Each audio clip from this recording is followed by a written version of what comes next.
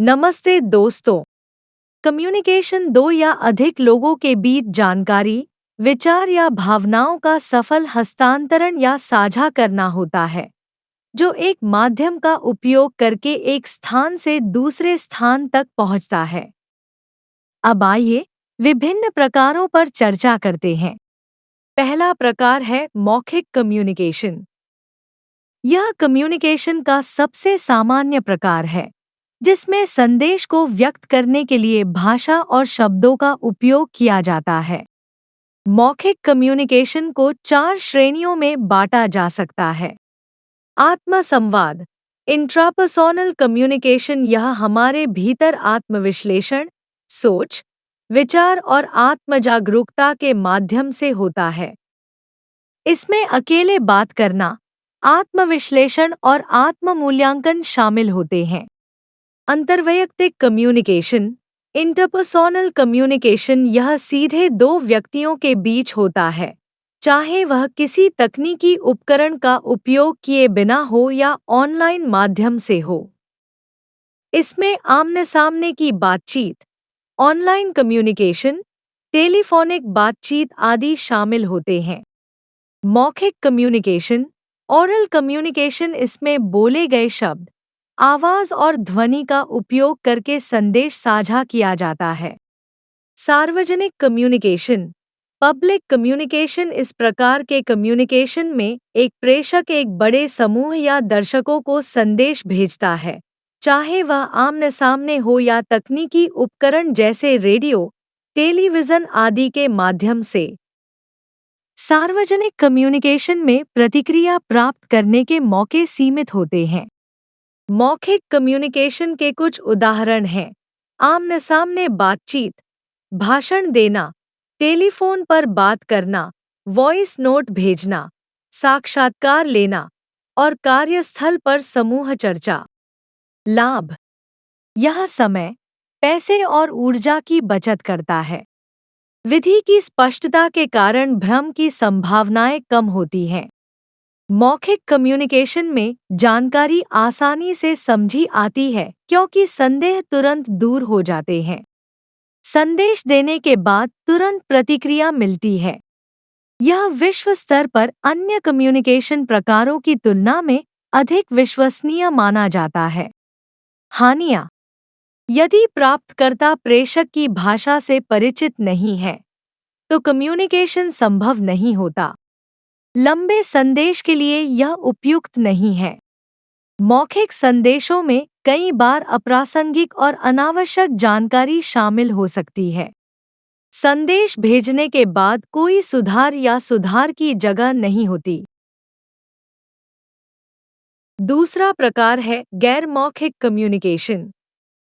यह एक प्रकार का निष्क्रिय कम्युनिकेशन होता है, जहां जानकारी, विचार और भावनाएं हाव-भाव, शरीर की भाषा, आवाज का स्वर, चेहरे के हाव-भाव, संकेत और प्रतीकों के माध्यम से व्यक्त की जाती हैं। गैर मौखिक कम्युनिकेशन के कुछ उदाहरण हैं: सिर हिलाना, अंगूठा दिखाना, मुस्कुराना, आत्मविश्वास के साथ हाथ मिलाना और गले लगाना। गैर मौखिक कम्युनिकेशन के लाभ और हानियां। लाभ: यह मौखिक कम्युनिकेशन को बेहतर समझने के लिए अतिरिक्त संकेत और जानकारी प्रदान करता है। हाव-भाव और चेहरे के हाव-भाव संप्रेषण को सरल बनाते हैं। यह निरक्षर लोगों को कम्युनिकेशन में मदद करता है। शारीरिक रूप से अक्षम लोग संकेत और स्पर्श का उपयोग करके सफलतापूर्वक कम्युनिकेशन कर सकते हैं। हानियां: इसकी सटीकता की कमी के कारण इसे कई लोग अविश्वसनीय मानते हैं। कई लोगों के लिए गैर मौखिक तत्वों को समझना कठिन होता है। लंबे संवाद के लिए यह उपयुक्त नहीं है। तीसरा प्रकार है लिखित कम्युनिकेशन।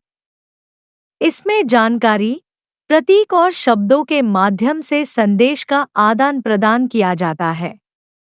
यह व्यापार कम्युनिकेशन का सबसे सामान्य और प्रभावी रूप है। लिखित कम्युनिकेशन के कुछ उदाहरण हैं: पत्र और आवेदन, ईमेल, मेमो और रिपोर्ट, बुलेटिन और विज्ञापन, ब्रोशर, हैंडबिल और पर्चे, और ऑनलाइन संदेश और प्रश्नावली। लिखित कम्युनिकेशन के लाभ और हानियाँ। लाभ। लिखित दस्तावेज स्थायी रूप से रिकॉर्ड और संग्रहीत किए जा सकते हैं। इसमें बार-बार जांच की संभावना होती है, जिससे यह सटीक रहता है। लंबे संदेश आसानी से कन्वे किए जा सकते हैं। यह व्यापक रूप से स्वीकार्य होता है। लेखक को अधिक समय मिलता है, जिससे वे अपनी रचनात्मकता का उपयोग कर सकते हैं। हानियाँ। लिखने में अधिक समय लगता है। निरक्षर लोग इसे पढ़ और समझ नहीं सकते। लिखित कम्युनिकेशन भावनाओं और स्वर को नहीं दर्शा सकता, जिससे गलतफहमी हो सकती है। तत्काल प्रतिक्रिया की कमी होती है। चौथा प्रकार है दृश्य कम्युनिकेशन। एक चित्र 1000 शब्दों के बराबर होता है। इसमें दृश्य तत्वों जैसे चित्र, संकेत, टोपोग्राफी, रंग, आकार, ग्राफिक डिजाइन आदि का उपयोग करके जानकारी का आदान प्रदान किया जाता है। दृश्य कम्युनिकेशन के कुछ उदाहरण हैं: विज्ञापन, power point presentation, poster, chart और ग्राफ, रोड मैप, दृश्य रिपोर्ट्स और मैनुअल। दृश्य कम्युनिकेशन के लाभ और हानियाँ। लाभ। जटिल जानकारी को चित्रों के माध्यम से आसानी से और तेजी से प्रस्तुत किया जा सकता है। यह सांस्कृतिक, भौगोलिक और भाषाई बाधाओं को तोड़ता है। चित्र और संकेत निरक्षर लोगों के लिए अधिक समझदारी से काम करते हैं। यह समय की बचत करता है क्योंकि कोडिंग और डिकोडिंग जल्दी होती है। दृश्य तत्व तुरंत ध्यान आकर्षित करते हैं और रुचि उत्पन्न करते हैं। हानियाँ। दृश्य कम्युनिकेशन की प्रक्रिया महंगी हो सकती है। प्राप्तकर्ता संदेश के मुख्य महत्व को गलत समझ सकता है। चित्रों और ग्राफिक्स की तैयारी में समय लगता है और इसमें रचनात्मकता की आवश्यकता होती है। यदि मौखिक या लिखित जानकारी से समर्थित न हो, तो चित्रों या ग्राफिक्स से पूरी तरह से प्रभावी संदेश नहीं कन्वे किया जा सकता।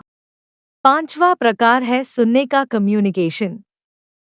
इसमें ध्वनियों और जानकारी को ध्यानपूर्वक और सटीक रूप से प्राप्त करना और उसकी व्याख्या करना शामिल है। सुनना किसी भी प्रभावी कम्युनिकेशन की कुंजी है। सुनने के कम्युनिकेशन के कुछ उदाहरण हैं: आमने-सामने बातचीत, कक्षा की लेक्चर नोट्स लेना, रेडियो पर समाचार सुनना। सुनने के कम्युनिकेशन के लाभ और हानियाँ। लाभ। सक्रिय सुनने से जानकारी छूटने की संभावना कम होती है।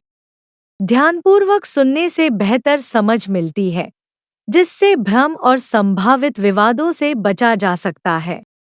सक्रिय सुनने से संबंधों में जुड़ाव, सम्मान और गुडविल बढ़ती है। यह हमारे आसपास और अन्य लोगों की बेहतर समझ प्रदान करता है। हानियाँ।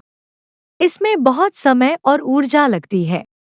इसे पूरा करने के लिए अधिक प्रयास की आवश्यकता होती है। बोलने इंटरप्ट करना एक बड़ा नुकसान हो सकता है।